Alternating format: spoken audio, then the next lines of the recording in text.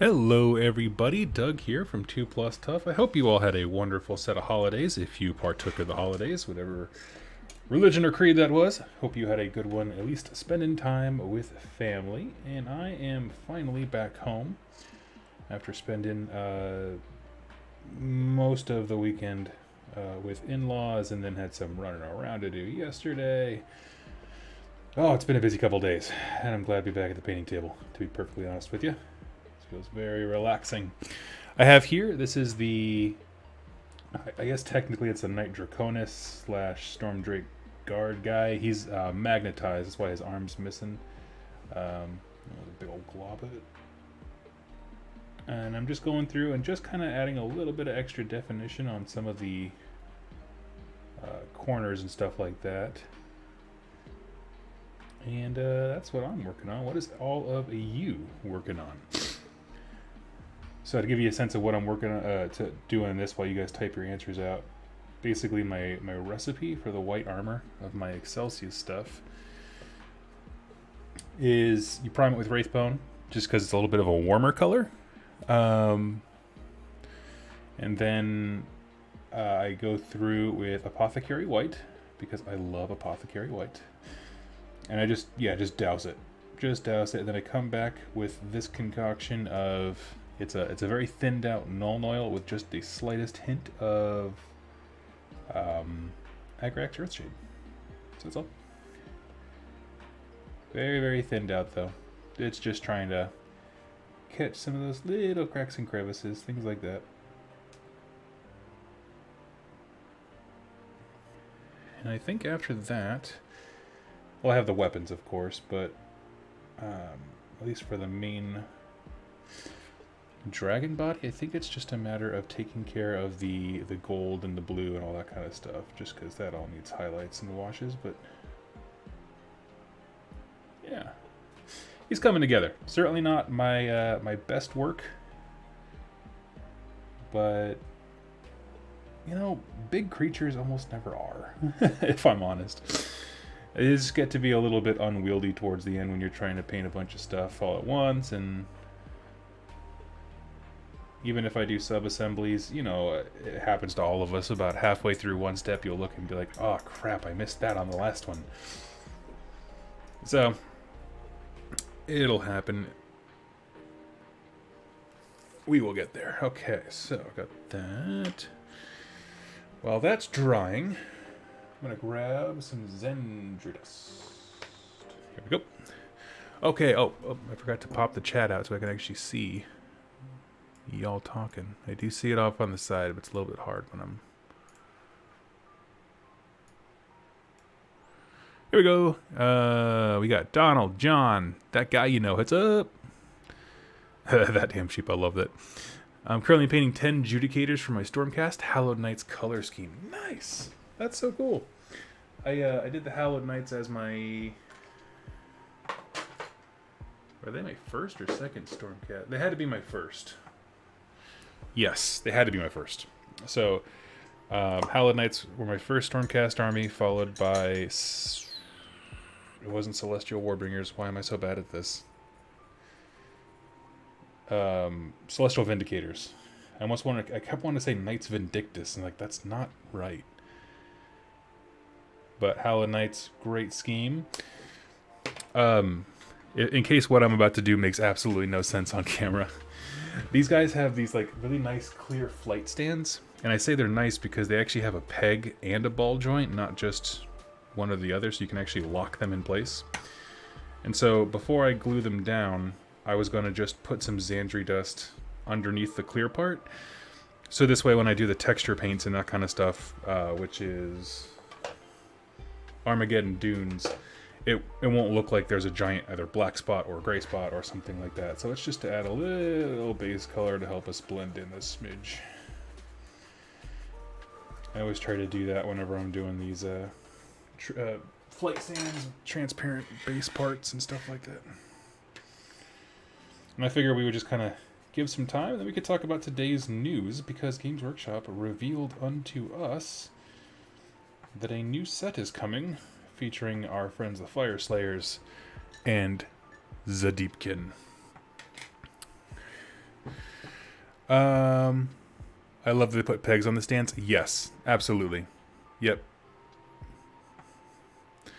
Elect man, you're not doing it in sub-assemblies? Are you asking if I'm a coward on my own stream? No. I'm just kidding. No, I just tend to not like sub-assemblies.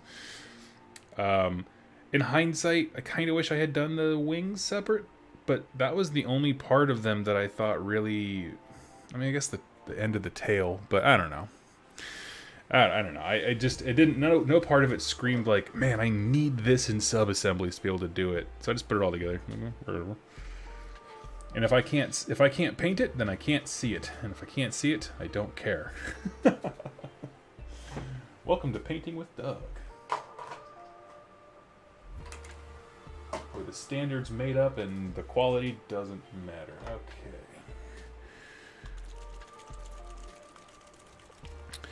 Let's see. Hey Doug, I won the 2,600 points of KO on eBay. Oh, nice! That's so awesome, dude. Okay, what did I say was next? Let's see. So this guy... That's right, we got to do our brown wash for the gold. So we'll do that so it's sitting.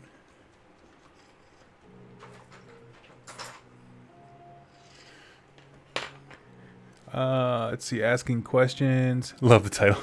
Yeah, so for those of you confused by the title, we'll get to it in a minute, but they released an article today that the next army box set, which is like 2 factions and some new heroes and that kind of stuff, is coming for the Fyreslayers and the Deepkin.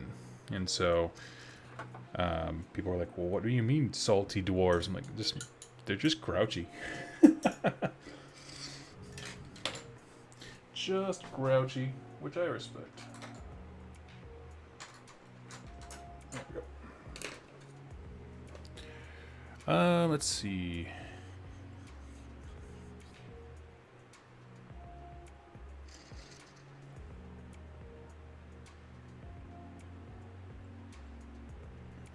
Just applying some wash here. I got oh, Lord Billy, thank you so much, buddy. That's so kind of you. Hey, Doug, I'm currently painting my 3rd Lumineth test model. For a split second, I thought you were going to say my 3rd Lumineth army, and I was like, oh! Can't decide what color scheme. I've got bone and pink, gold and purple, silver and jade. Oh, I haven't seen a silver and jade army. What do you think about that one?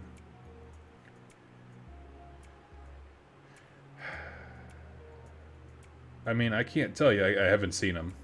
But as far as like just on paper, which of those sounds the most intriguing? I got to go with either the purple or the silver and jade. But again, you know, it all depends on tones and, you know, that's not a range that I've really looked at. So the same color scheme across different models may not, I don't know. But I love it. That's cool, dude. Silver and jade is just a very unique color combo that I have not seen a ton of in AOS armies. I mean, I've seen like silver and like, you know, Warpfire green from Skaven and stuff like that. That's not quite... It's not quite the same thing as trying to paint jade.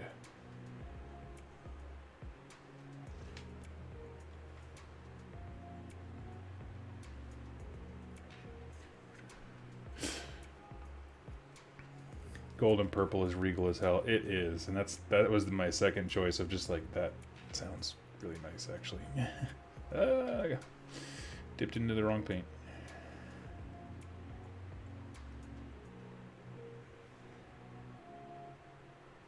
Okay, good. So he's going to be here.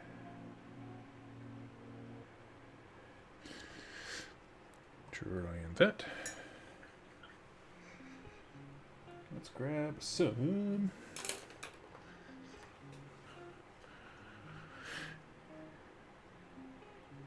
Let's see.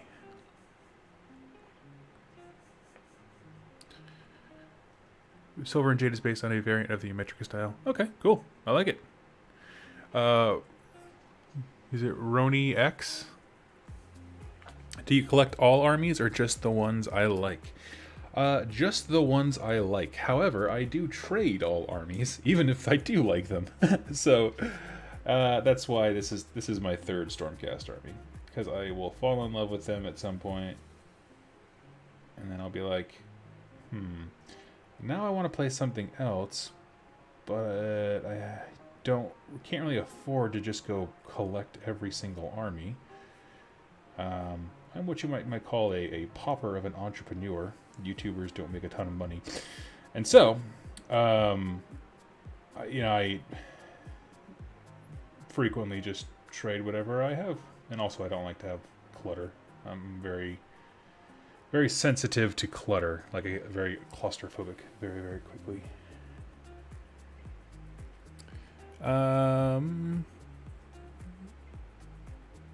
Marvel Crisis Protocol core box, sweet dude. Zero sum game. Oh wow, thank you so much, buddy. I haven't seen you on the channel before, but thank you.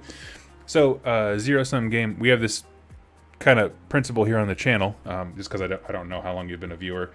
Whenever you throw money in the pot, you get to choose the subject. So is there anything that you would like to talk about?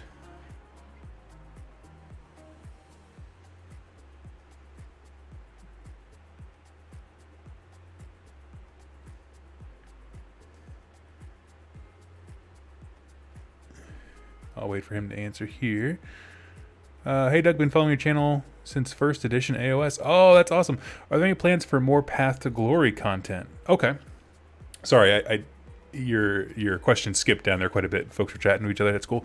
Yes, there is. So on the Path to Glory stuff, I'll keep you all informed here. But essentially, the only like constant and consistent opponent I have is my very good friend Jeremy, who is awesome, and I just cannot frickin' beat this guy. And so we kind of reached this point where I just kept bringing the same list and just kept getting stomped by Soulblight Gravelords. And so because my Stormcast army, when I started it, had no shooting whatsoever. So I had no way of dealing with his heroes, which meant they just got bogged down by 1,000 little paper cuts that are Soulblight. You know, it's just the way the army works. And so I kind of just decided like to take a break from the series, not because I wasn't having fun or anything like that. It's because the games weren't interesting. They were always done so quick. I just kept getting my teeth kicked in by huge scores every single time. There was just nothing to talk about, you know? I mean, I could review, like, the missions, but that's about it. And so, that's actually why I had this aggressive build and paint week, and what you're watching the end of now is, like, I just needed to add options. Like, literal model options to my repertoire. Whether or not, you know, basically we're going to play a game. I was very inconsistent when I did these wings before. So I put the blue lines in here now. We have a game this Friday where I'm going to try out the Stormdrake Guard as well as the chariots, because he gets home from his family later this week. And so I'm hoping if I have some success there and the game is actually like interesting and worth talking about,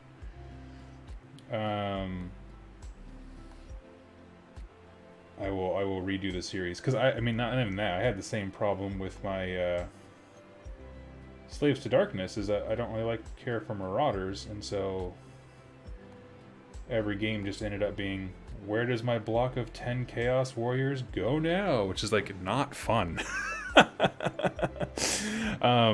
But yes, buddy, there absolutely will be, because I'm excited about it, and I do intend, once I get it all painted up, to do a Nurgle one as well. I'm back on the Nurgle bandwagon, but I wanted to... It was quicker to get my Stormcast army better than completely start with Nurgle, if that makes sense. So it seemed more efficient and faster if I wanted to start talking about Path to Glory sooner, to just do the Stormcast stuff rather than start a whole new faction. So that is the state of Path to Glory things, and so, like I said, it will be up very, very soon. Let me just get a game in, find some tools in my toolbox that make it frankly interesting to talk about. And we'll get to it. Now this guy,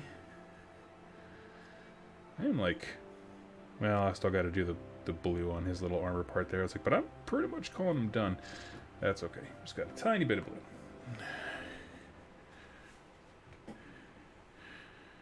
Let's see. Brent, how do I hay into the Discord? There should be a link down below if you want to get in there. 6 long strikes are a thing. It is a thing. It is a thing. But here's the deal. 1 chariot was given to me by Jack. These were sent to me by GW. And another chariot I bought just because it was on sale, like a Christmas bargain table. Have not seen long strikes in store at all. And here's what I don't want to have happen, ElectMan24. I don't want to flip the tables. Like, meaning I can't win a game against his Soulblight. I don't want to immediately flip it to he can't win a game against my Stormcast. So, I'm going to very slowly ramp up the shooting power, kind of a thing. Just to see, I want to win and lose in equal measure, you know? I want to have games where it's like, I played really good. I played the hell out of that game. I deserve this W, you know? And I don't want to have any where it's like, he just doesn't have an answer. Because, I mean, honestly, if I went full shooting, I understand that there's a lot of ways for Stormcast to wreck a Soulblight Gravelord player's day. So it's not that I'm, like, ignorant of those things. It's just, one, accessibility of those models, but then also, I don't, you know, I want it to be a fair fight. It's different than just win.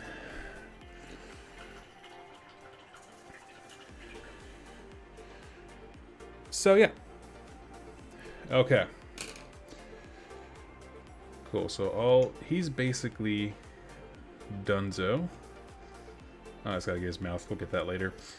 I'm going to throw some washes on these weapons, and then we're going to talk about this new battle box. Let's see.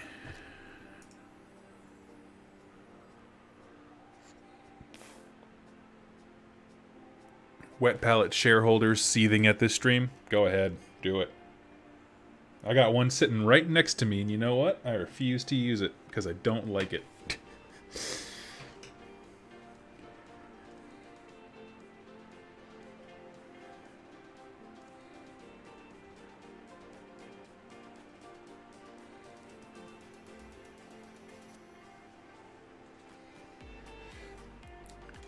I love, so I went to a paint night thing locally where they put it together. It's a little art studio, and they hold, like, you know, regular painting tutorials and classes and all these kinds of really cute things. And they did a holiday ornament ones, and so I went there with my mom while she was in town. I was like, oh, this would be a fun activity for us to just kind of, you know, hang out together and have an activity and laugh at how terrible we all are at things and that kind of stuff. It's wonderful. And it absolutely was. But there was a mother-daughter duo there, and the mother was talking about, oh yes, we're trying to get my daughter into the finest art schools and all these things, and she just loves art and wants to go out, and so we went and bought her, like, and she started rattling off these, like, hundreds of dollars worth of paint sets and stuff like that. And the lady teaching the class, who was not pretentious, was just like, oh, you didn't need to do all that. You could have just gone to Walmart and gotten a paint set. And, like, just was very cool about, like, you don't need all that stuff. You just get a paintbrush and start creating, and then as you approach issues, you can learn techniques and new tools, and that is how I am when it comes to my painting. I'm just like, I don't care about the paint. I'm just gonna have fun.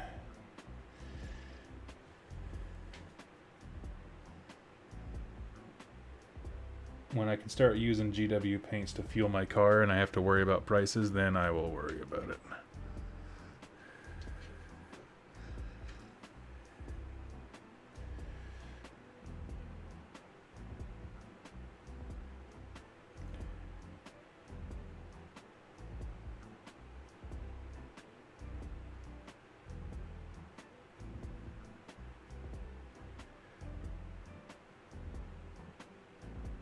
Okay. Cool. Everything's drying. Looking good. Let's go ahead over to check out this article here. Oh, let's see here.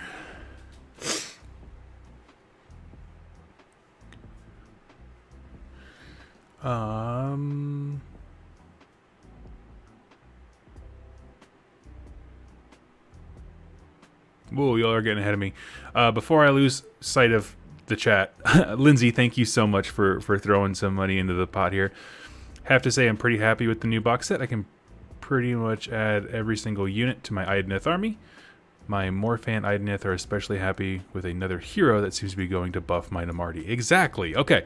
Perfect, Lindsay. That is the transition I couldn't have paid money for. Thank you so much, buddy. I'll go over here checking out the newest box set. Let's see.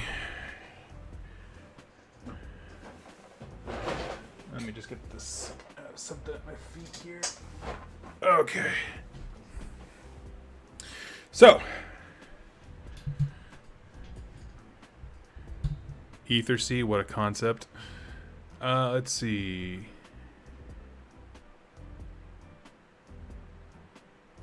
Oh, wow, y'all are so active today. Thank you so much. Thank you, Spezia. Oh, man, I love it. Thank you, guys. Thank you, thank you.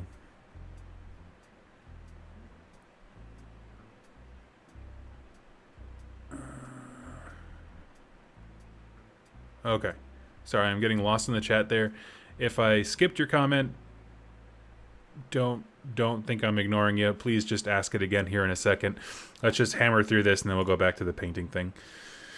I'm not going to play this because it blows the speakers out, but here is our new box set, The Fury of the Deep. This is the newest, I'm sorry, I should say the first of the battle sets, I think is kind of what they're, battle box, yeah. Battle box just means 2 factions, usually there's a discount put together in them, and boom, there you go.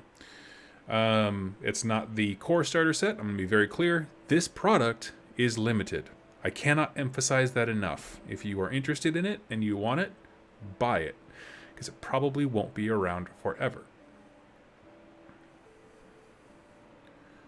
Because people get real upset when they think that's the case. This is not a continuous starter set, so I can't emphasize that enough. So, this is Fyreslayers and Deepkin. I love the fact that they now have order versus order in their box set rotation. I like that. Before it was always so different, but hey, if you're a Cities of Sigmar player, you got 2 different city options now. You can just plug and play them in. That's kind of cool.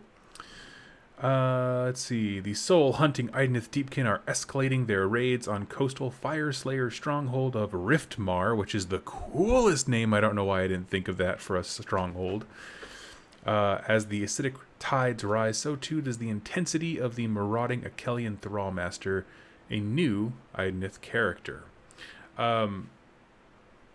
Spezia, buddy, thank you so much. If you have a question or a topic you want to chat about, please let me know. I would love to do that for you, buddy. So here we are checking out the Achelian Tidemaster. Now I'm trying to think. We have a few Achelian characters on foot, but they're all like support heroes, if I'm not mistaken. I'm trying to think. There's no Achelian King on foot. He's always riding some. Interesting. Okay. Let's see. The Thrallmaster shifts stances to effortlessly counter whichever opponent he faces, instructing his Namarti to follow suit. So what I'm thinking is maybe based on that, like, at the start of the combat phase, choose one of his battle stances. Him and any Namarti wholly within whatever, units wholly within whatever the bubble, get that stance too, which would be really cool.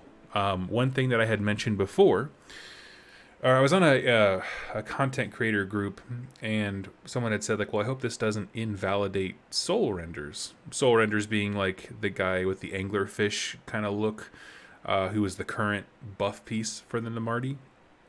And I said, I don't think it will, but wouldn't it be so cool if, like, whatever the Achelian, Thrallmaster, whatever this guy's stance is, what if the soul renders amplified that? So, like, he chooses a stance, and any Namarti, and this is speculation, this is just something that I think could be cool to not invalidate stuff, so make that very clear.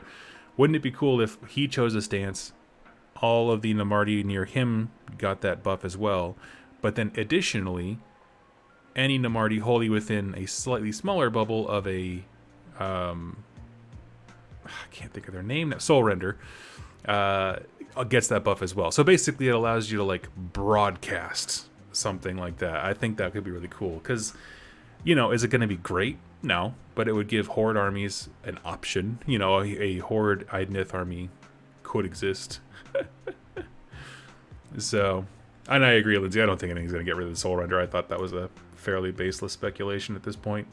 One character does not invalidate another. They just have to make them interesting to work together, and this does. The Soul Render pulls souls back, and this guy makes you fight differently. Like, they're just different jobs. But they're both buff the same types of units, so that's cool. Standing against him is an Auric Flamekeeper, a Fyreslayer warrior priest who presides over a lodge's funerary rites. First of all, that is a great job. He is literally the Undertaker, and I think it's cool.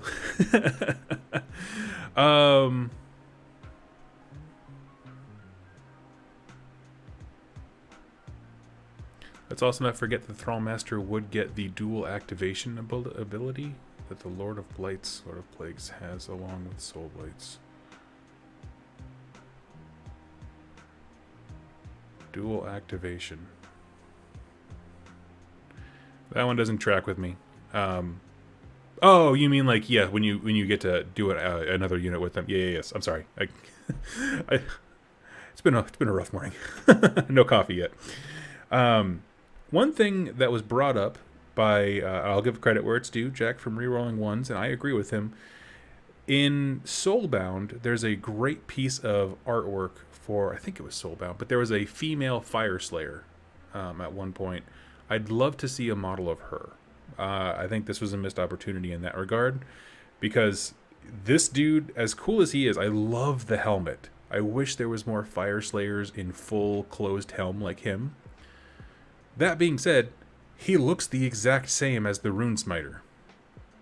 Like, down to the rocky scaled cloak with the runes engraved in it and the sensor thing. For a faction that struggles with individualism in terms of like all their models look the exact same, he's not helping, but it is a cool model. Certainly in isolation.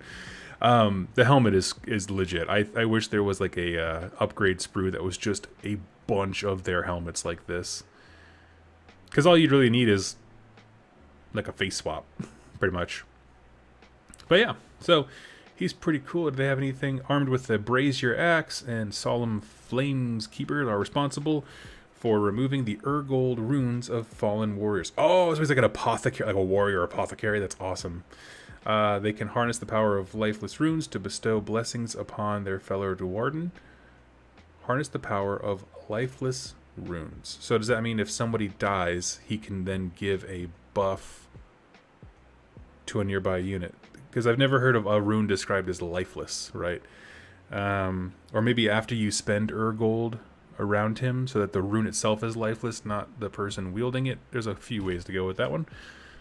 All the while bellowing litanies from beneath their breath. Yep, so he's a priest. We got that.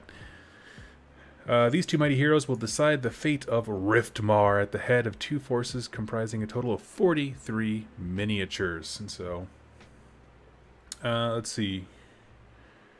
Okay, so to be clear, this is a temporary box. I'm sure these two heroes will be released at some point in the year.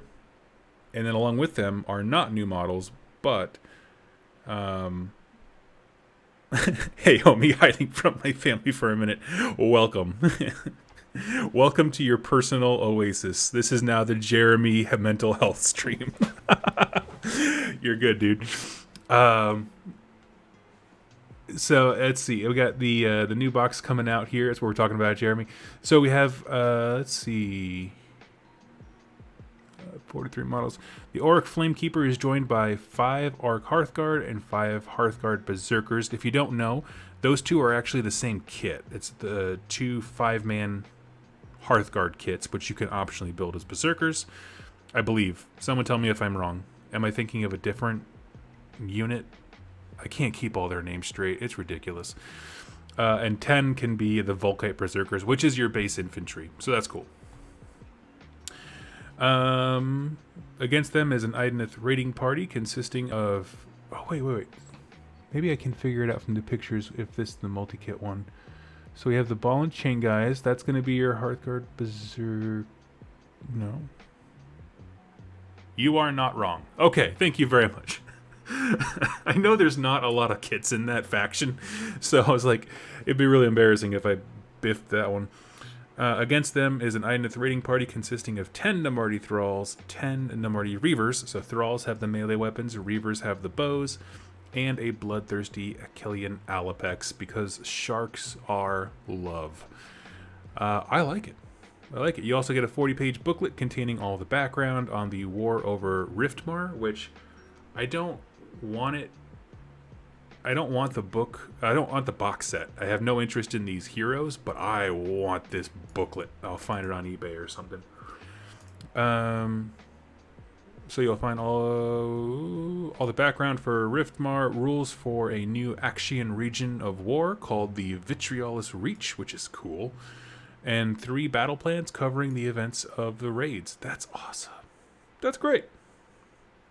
And you got war scroll cards and tokens, all that kind of stuff. Yeah. Along with a 56-page version of the core rulebook.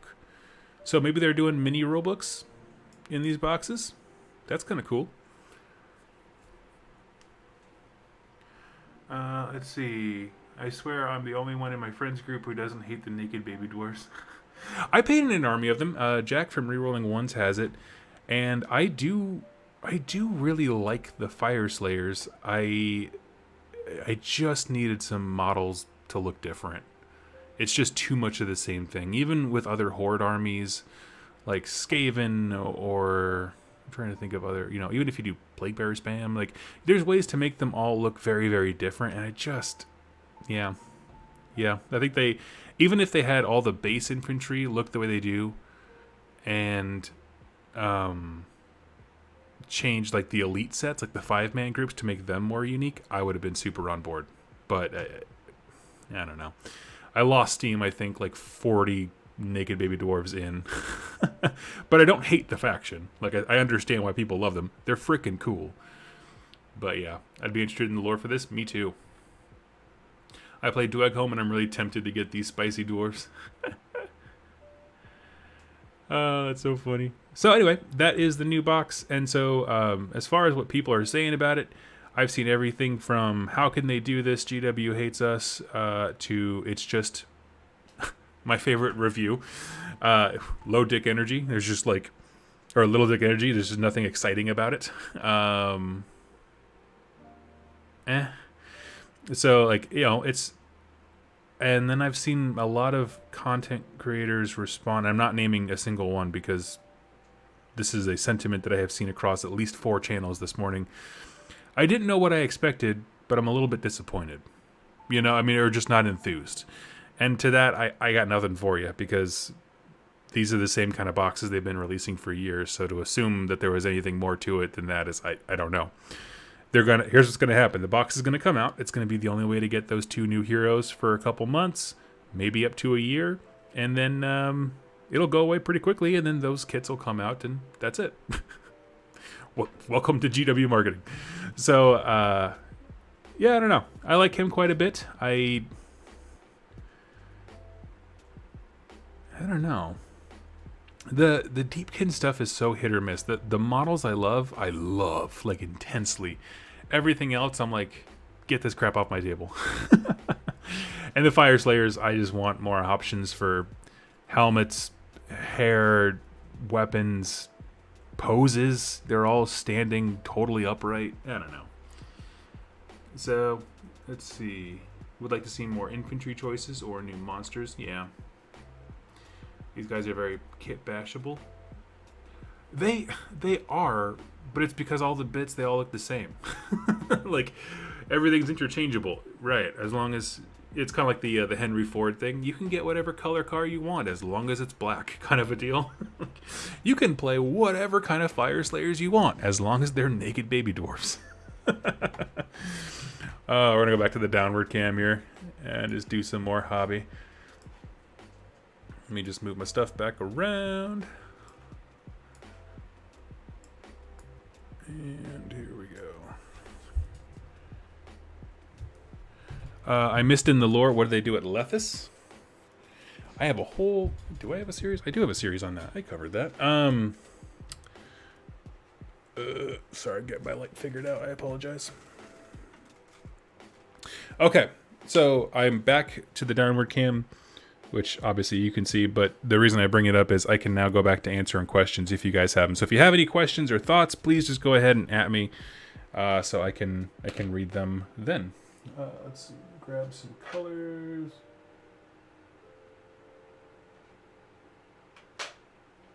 And I need, where's my yellow? Aha.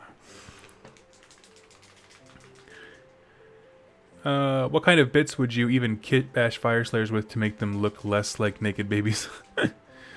Have been debating starting a new army myself. Can't decide between Cities of Sigmar or the vampires. Yeah, I don't know. Jamie, I was going to put some Flesh Eater Courts in my Soulblight army. Is there any way I can do this without having my army play bad? Jamie, I'm going to level with you. I don't do a whole lot of like tactical stuff. You're talking to a man who hasn't won a game since it's been a couple months, man. It's been a rough time.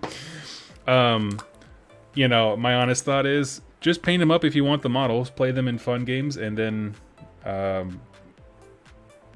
are some units that's just generally good. Anything on a zombie dragon is like just a good thing, you know. They just have all kinds of wounds and nastiness they can do. But I'm a rule of cool kind of guy, so I'm just gonna tell you to build it if you're like, I'm wanting to put some Flesh Eater Courts in my army. Awesome. No idea how to do that effectively, but just do it.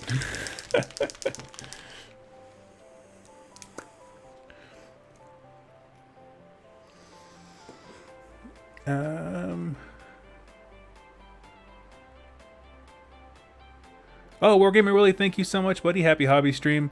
Wishing you all the best and community. Can't wait to get home and set this up. Nice. Hey, Willie, do you want to have a topic for us you want us to chat about so you can hear about it when you get home?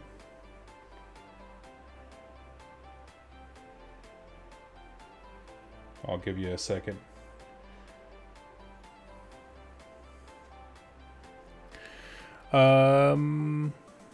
Yeah, Terrorgeist, Zombie Dragon works in both. Absolutely. Yeah, because, you know, I mean, I feel like whenever I look at like allies and stuff like that, I'm always like, well, what is it that I'm looking to bring to the table that the core faction doesn't have?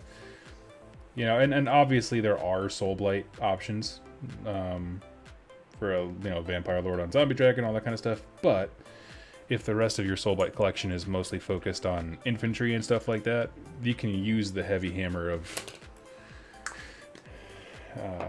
the other dudes to help you out.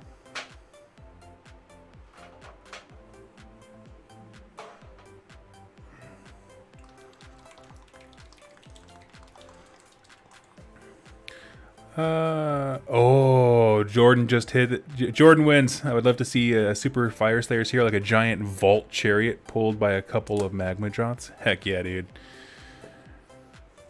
That's the best. I'm a sucker for chariots, especially now that I know GW can make them like super easy to put together. I did the Stormcast ones, and I have just been in heaven with those models.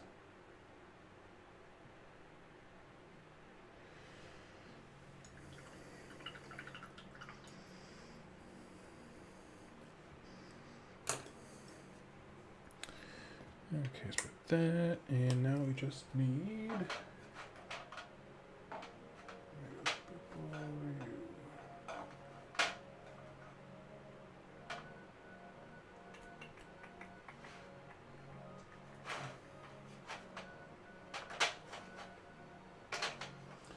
feel like I lost half my contrast paints. And I'm just like, what?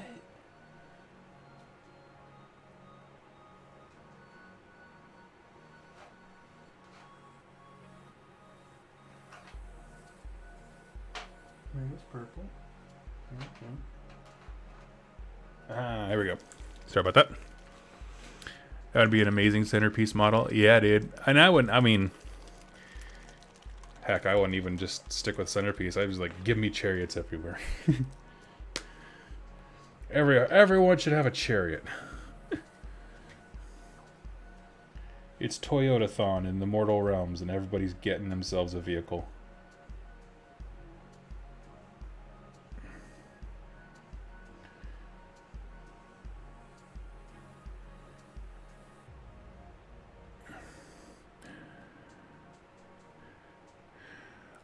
Yeah, I missed the Vampire Lord. Only real choice for its now named character.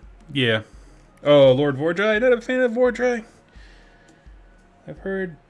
well, I guess I don't know about the new book. I've heard great things before.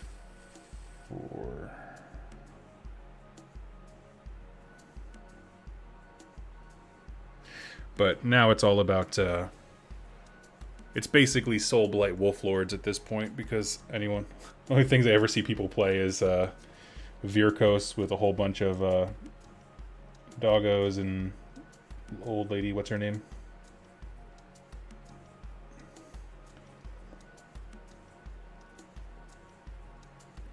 I always want to say Blavatsky, but I think that's a real world crazy lady from... well, not crazy lady, but real world lady from over there. Oh my gosh, everyone's being so generous today. Thank you. Stainless Steel. First of all, that's the best username ever. I love it. Hey, I'm super happy to catch my first live stream. Time zone differences make it hard. I love your channel. It's always been my go-to when I'm painting. Thank you so much, buddy. That's so nice to you. It's so nice. Stainless Steel, do you have any topic you want to drop in that we can talk about? Because I know, depending on time zones, you may have to hop out here soon, but I can talk about something that you'd like. So you can listen to it later when you get back. Give me Ideneth riding Nautilus as a motorbike. Heck yeah, dude.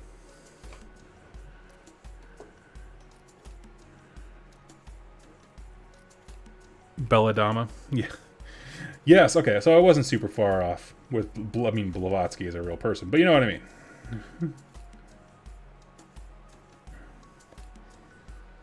I'm just cleaning up the gold edges here from when I painted it last night, so it doesn't look too awkward when he's holding it. You don't want to be like a Knight Draconis and have your shield have a bald spot. That would be embarrassing. Cool. Okay, I think the last thing I got to do on these guys, besides the bases, of course, is the orange. He has some I'm gonna say decidedly pronounced eyebrows. So we're gonna just give those a quick highlight. Let's see. Don't know her name. I would dig a Fyreslayer's Monstrous Cav unit. Monstrous Cav? We don't even have those in this game. Actually, we do now. We went backwards. We used to not have that.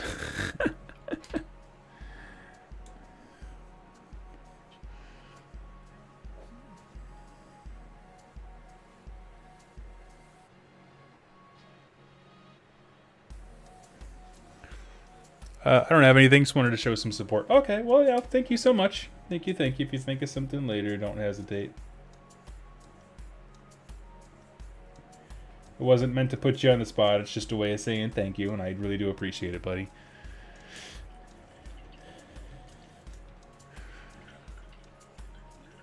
I know, right? Stainless Steel's a wicked name. Very cool. I love it.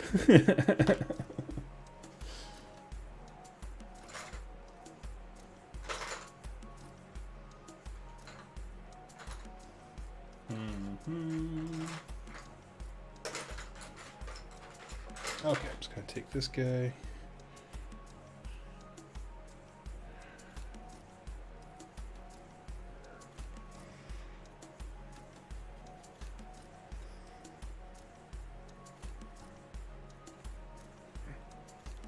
Let's see. Dwarves on salamanders would be okay. Yeah, I'd be cool with that. Like a youngling. That would be cool. Give the young impetuous Fyreslayers the young impetuous Drake mounts. That could be cool.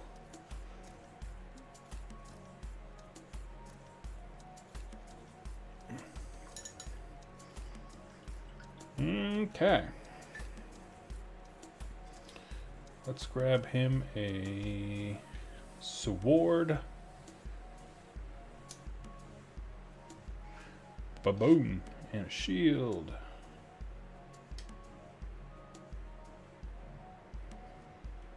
That doesn't seem to line up very well. Nice. She's a beaut. Oh, snap. Is he coming to play on Friday? He most certainly is. Yes, Jeremy, we were just talking about our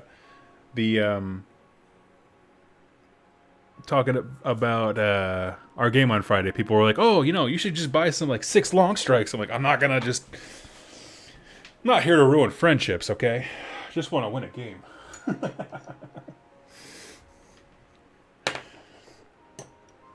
Okay, so now I gotta figure out where I want these.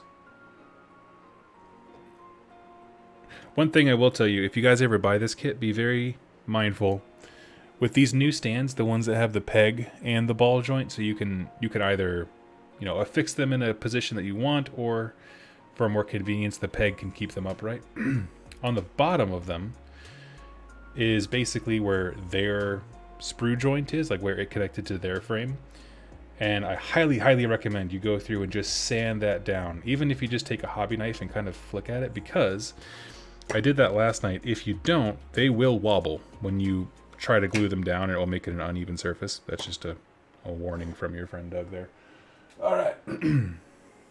Joseph, buddy, thank you so much. Our friendship is greater than cheese. I appreciate it. Okay, let's take...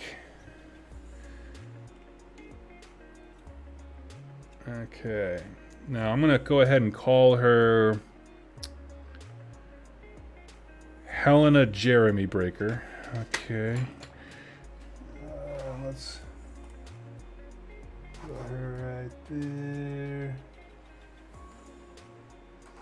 I always kind of do like my own personal 360 with these things to make sure I have them lined up just the way that I want. It's weird. The ball joint has them being a little bit off center. So that looks fine.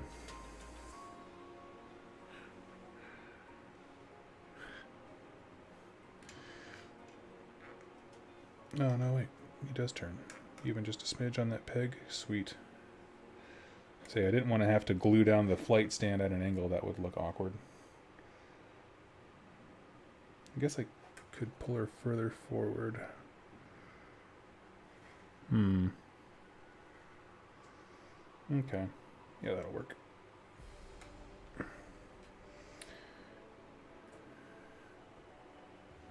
Just grab... what's the topic for today? We actually already kind of covered it. And that was mostly just talking about the newest box set that was announced.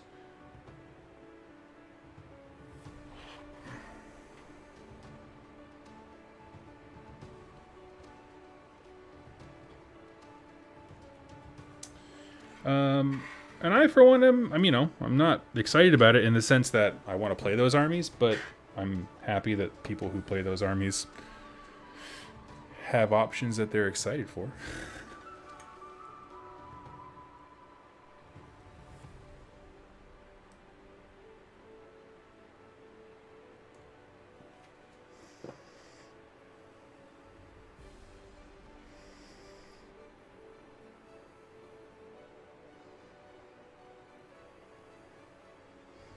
Cool. Excited. Fair. Hot take. Both armies need more than a single hero. For sure. I mean, it is totally fair. I think Deepkin are in a... I don't pay attention to game stats or anything like that. Who's in a better place? Fyreslayers or Deepkin at this exact moment?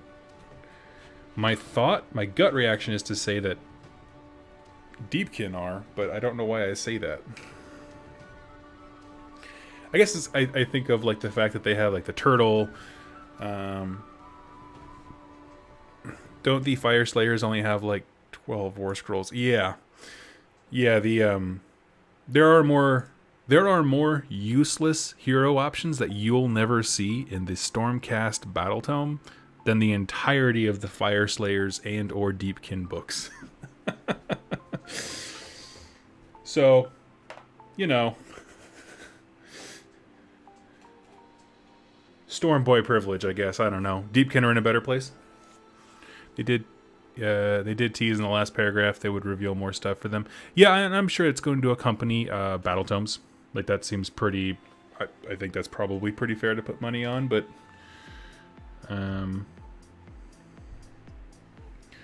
which, you know, seeing what they did with... They suffer from first dead. Yeah, I would agree. What about got next? Okay. Okay, now we have... I call this... my anti-Jeremy box of BS. Basically, it's just... I kept collecting model kits and not building them because I was waiting for priming weather for quite some time. And then all of a sudden the weather let up really, really well. So I got some Stormcast here. Let's build some chariots. I'm so excited to build these guys, or paint them up, I mean. I also got a the Knight Relictor, the new priest model for the Stormcast set.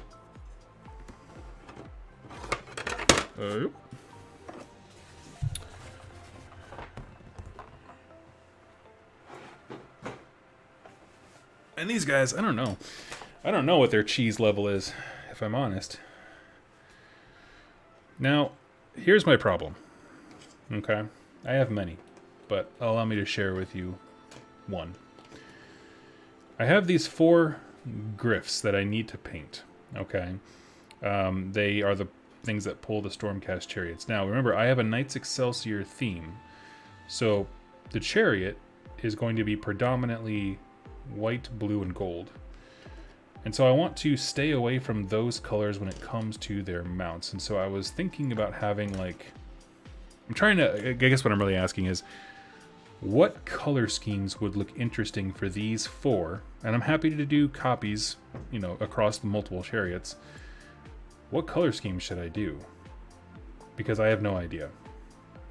Because I want them to pop... Like, it's weird. I have all this pro Doug stuff sitting around. Why so much anti-Jeremy stuff? I appreciate it. No, it's not anti-Jeremy, I promise. This is just me cleaning out my closet. And all I did was prioritize anything with a gun because the shooting phase comes and goes and both of us just kind of like look at each other. I promise. Nothing anti-Jeremy. Let's see. So, I was thinking... Yeah, let's see. Got that. I'm just looking over it to see what part I want, what colors.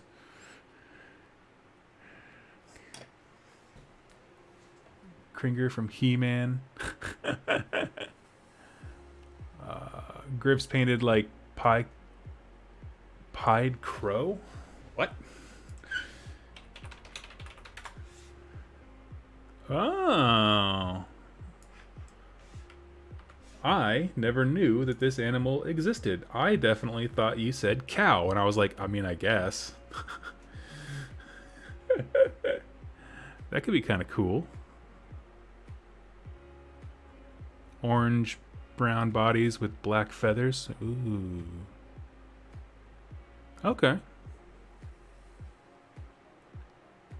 Okay, cool. Yeah, you got some great ideas, guys. Thank you so much. I'm gonna get started on the chariots first, and the riders, of course, just to get them going. But we'll go from there.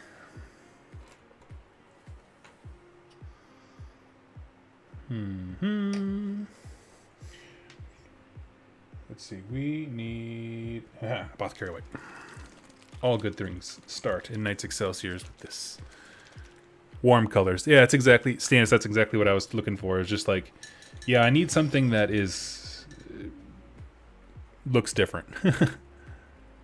Love the wing inspiration on those crows. Yeah, yeah.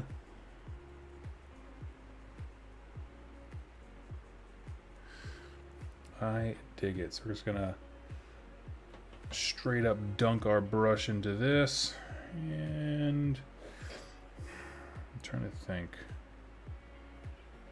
I want this to be white. This is where it requires a little bit of planning of just like, what areas do I want to be which color? And so and if there's any splotches or anything like that, what's nice about this scheme is you can just take Ulthuan Gray, the Games Workshop like off-white, and just go through and just straight paint straight over the contrast Apothecary White, and it looks fantastic.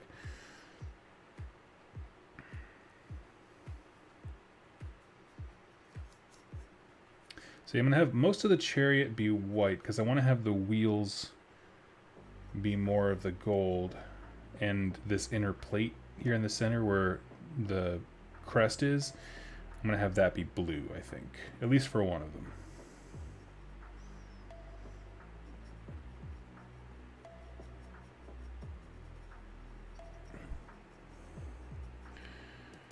Purple would complement and stand out nicely. Boom. Okay. Well, in lieu of your generosity today, I'm going to have the Spezia pupper is going to be purple.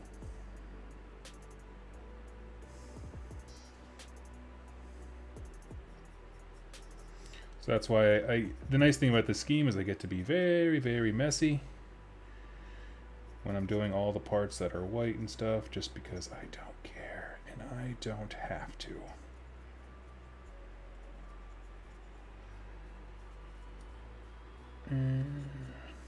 Okay.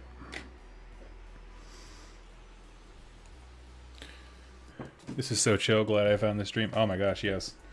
Yeah, well, when we lived in Seattle, I used to do a stream at some point every holiday, because we didn't have any family up there. So it's just like, hey, does anybody want to run away from their family for a little bit?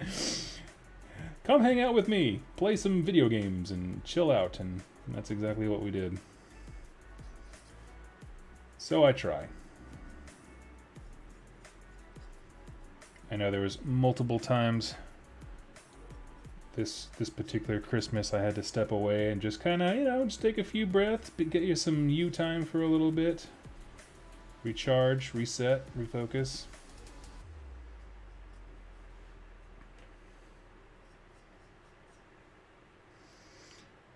And yeah, it helps. It helps. I mean, I like it also because, to be selfish, it helps me get painting done way faster if I'm chatting with people.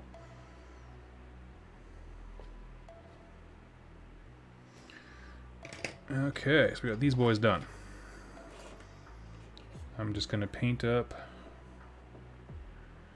our Stormcast here. Again, being very, very messy, because a lot of this we're going to paint over. But it adds a nice little bit of detail. It adds some shadow to help kind of see where everything is for sure.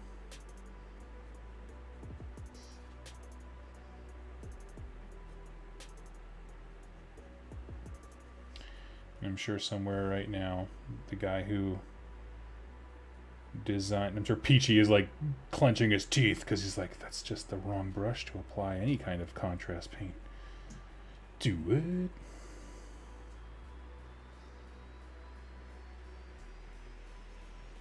Because I do glob it on. I glob it on hard.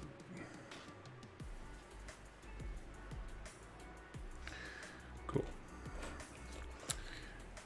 Doug, what did Finn get for Christmas? Finn got... He got a new toy. and some special treats from family members. Because he's a butt. He's a spoiled butt. That's a good question I hadn't even thought to ask. My goodness. Did anybody get anything interesting for Christmas? My favorite gift, I'll tell you right now, that I got, and I'm so excited. At some point, I missed the boat, but Polaroid pictures have come back into style. And my mother-in-law got me a Polaroid camera and some film and stuff like that. And she was looking at it, and she's like, well, you know, maybe you could use it, like, for taking fun pictures of your models or something like that. And she's always so supportive of what I do. And I was like, you know, I mean, not really, just because it's, you know, I do stuff on the internet. It's a digital medium. It's a little bit hard to use a Polaroid for that. But I was like, Deb, I'm so excited to take this to any conventions that I go to. So, we can hang out. You come hang out with me. Let me buy you a drink. We'll take a Polaroid. I'll sign it for you. There we go. Boom. That's my new thing I'm looking forward to at these events, is I want to get Polaroids of hanging out with people and make little booklets and that kind of stuff.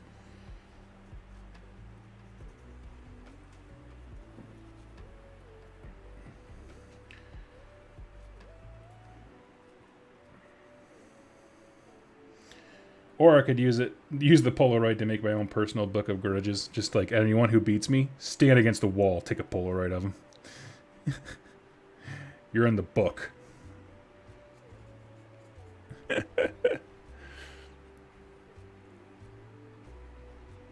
Doug, did you even go over the big news? Another Primaris model? Oh my god. Oh, yeah, if we're talking 40k, I will say, new Chaos Warpsmith looks pretty cool. Wouldn't mind kit bashing that into something else.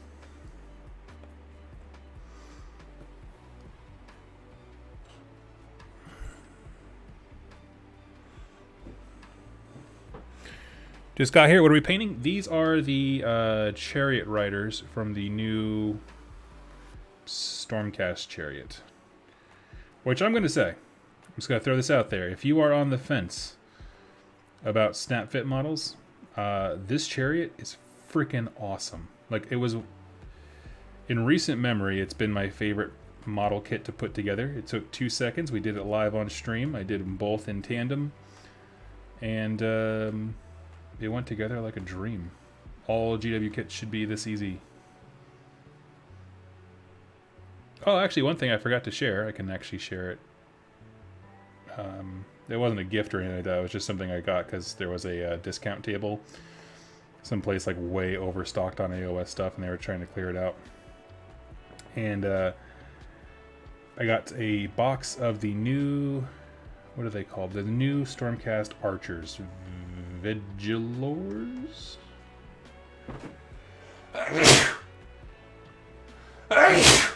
Excuse me. Sorry about that, everybody.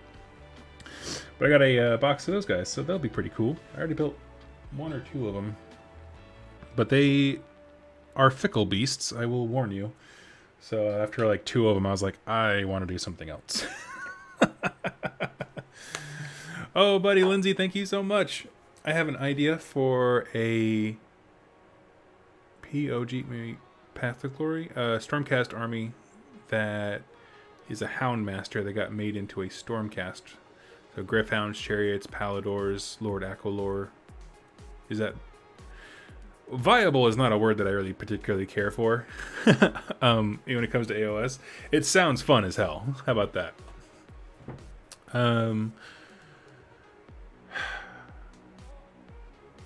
Let's see. Stormcast. So you would have Griffhounds. Griffhounds are cool. They don't do a lot of attacks, but they can dart around and cause problems. Chariots. Chariots seem to be awesome. Paladors. I think Paladors in the new book are fantastic because they reworked the way that Ride the Winds Etheric works, and I think it's way better. And a Lord Aquilor. Yeah, I mean, you know, if you throw in something like Vanguards or Raptors or something like that, Hunters is what I meant. Hunters or Raptors, just so you have some damage power from the Raptors or staying power to like cap objectives from the hunters. I think that's a great idea.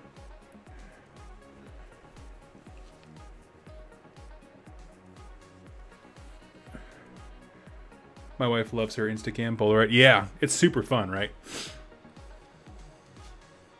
See you later, Jeremy. Take it easy. See you when you're anti-Jeremy tech. Let's see.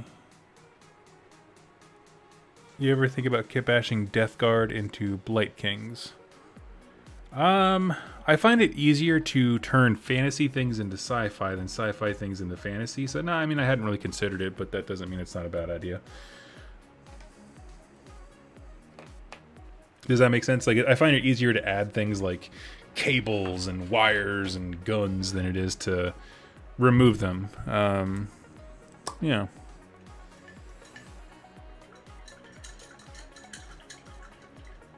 Anything more advanced than steampunk is not cool.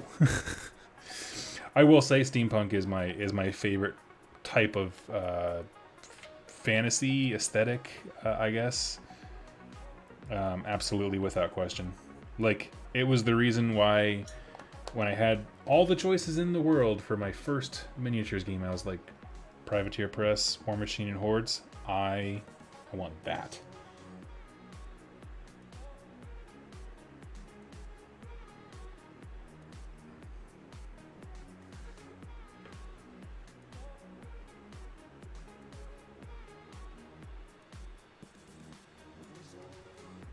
And when I moved back here, I was like, oh man, my old War Machine and Hordes group, I wonder if they're still doing stuff. And man, good luck finding you someone to play. Because it's just crickets, man.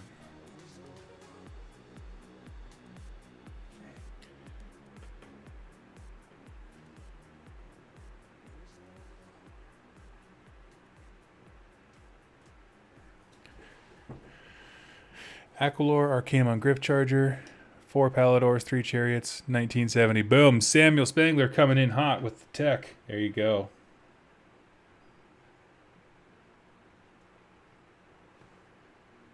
Thank you. It's always nice to have someone on stream who has free hands and can do that kind of math stuff. You know, do the list builder thing.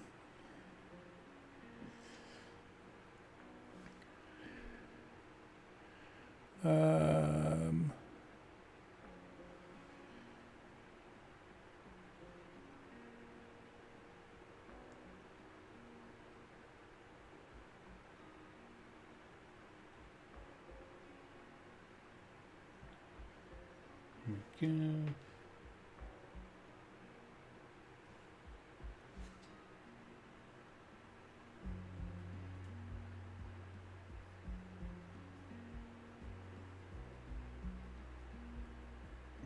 Let's bring it up the edge like that.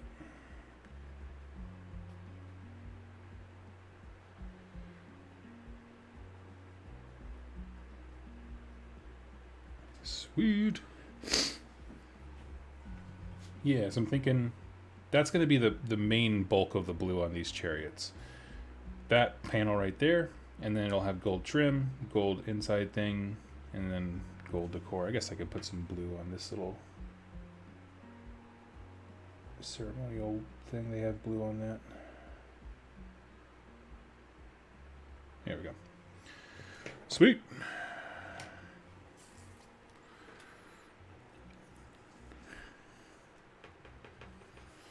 Let's see. Spetsy, did I ever get a topic from you? I didn't remember. I don't know. Anyone who throws money in the tip jar, you get to choose the topic. For me, I'm going to wax poetically on how excited I am for all these new battle tomes that are hopefully coming out. Hopefully coming out for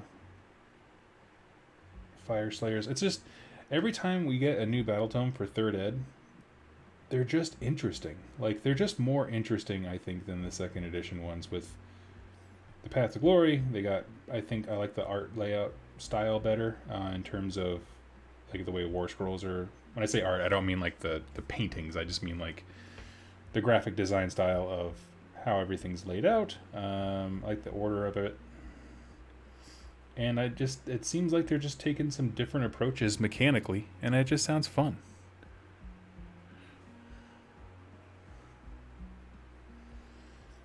Like the way that they were just willing to, like, okay, Nurgle's just different, right? Like, I mean, obviously you still have stuff like the trees and that kind of thing. So it's not, they don't want to shake off their fan base and be like, this is a different army than what you've ever owned. But the disease point thing changes fundamentally every single war scroll. Everyone getting disgustingly resilient fundamentally changes every war scroll. That kind of stuff where it's like, that was a big step. It was a big old step.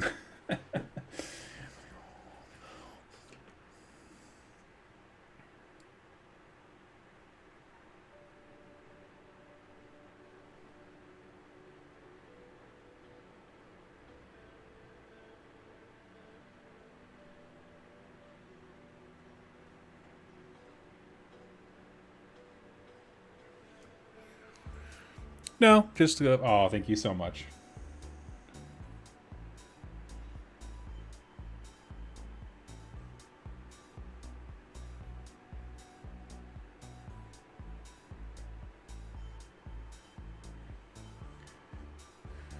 Sweet, okay. I like that these, I hadn't seen it before, but the chariot riders, the arm that's swinging the axe, has a different kind of shoulder pad, which doesn't have any kind of trim along the outside. It's like, it's almost like it's just the part where like their little Stormcast logo is, but there's no like wider trim on it. I kind of like it. I guess I could ask how you feel about Slaves to Darkness, all but being ripped out of God specifics. Yeah, man, that's a tough pill to swallow. Yeah, how do I feel? Bummed. You know, if I'm honest, I feel bummed. I feel like the writing was on the wall that that's where things were headed. Just so much of these newer books, when it comes to like Stormcast or War Clans, that kind of stuff.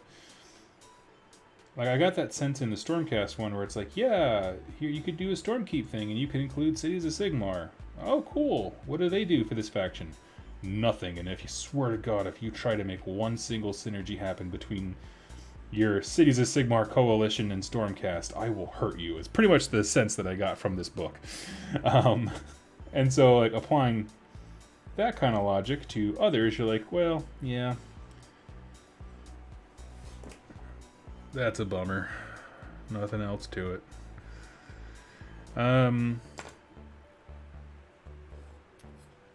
You know, the fact that they can still be a part of the faction is nice, because sometimes there are just, you know, I think, for example, Marauders still serve a role, if you are inclined to take them, because they still provide something, even if without all the Maggotkin buffs that Maggotkin doesn't have, which is just a bunch of cheap bodies. So I guess in some sense, like, yeah, there's like those utility niche things, but that's so unit specific.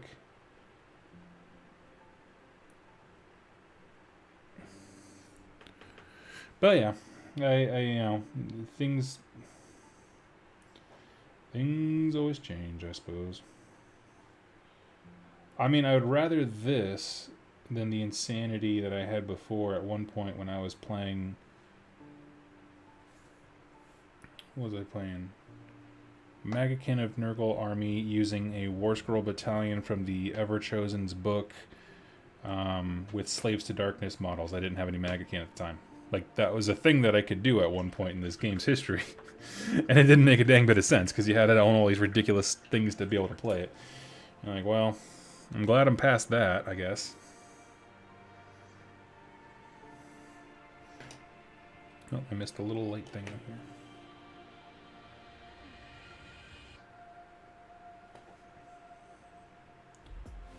But I will say, I do think if the design idea is that each faction is completely self-contained, right? I mean, and obviously there's options for allies, there's options for coalition stuff, that's fine. But in terms of like their balancing and that kind of stuff, when it comes to allegiance abilities and things, the idea is that every army is an island. I'm not opposed to that in any way, shape, or form. If anything else, it's just less to have to explain to a new person. But it also means that every single army needs to have really good tricks up their sleeves and multiples of them. You know, because when it comes to like Stormcast, yeah, I don't care. When it comes to Maggotkin, yeah, they have a pretty good roster of units. But when it gets to stuff like Fyreslayers, which the book coming out hopefully soon, there's 13 War Scrolls in there. Same thing with KO. It's like these guys need to be good. If we're gonna just completely rules-wise cut out any meaningful interaction with other factions, these dudes need to be able to stand. Which again, not a problem, not a bad thing. It's just, you know, I guess what makes me really happy about the Nurgle book in particular is that it's written in such a way that it feels to me, and again, this is all just opinions, that all the problems with it, if there are any, can be solved with an FAQ and points changes. As opposed to, you know, like, if you think about the first version of the Caradhran Overlords book, like, that is an example of one that, like, it doesn't matter what the points cost is. These units don't do anything useful. You can make them free. It doesn't matter. So it's that kind of interesting thing where it's like, I do feel like they're getting better at writing in such a way as to like, no, we can just kind of rein this in a little bit with points and stuff like that, and that's totally fine. So it's like, yes, more of that, please. It's because that's different than just like, these guys simply do not have an option. And that's just a bummer.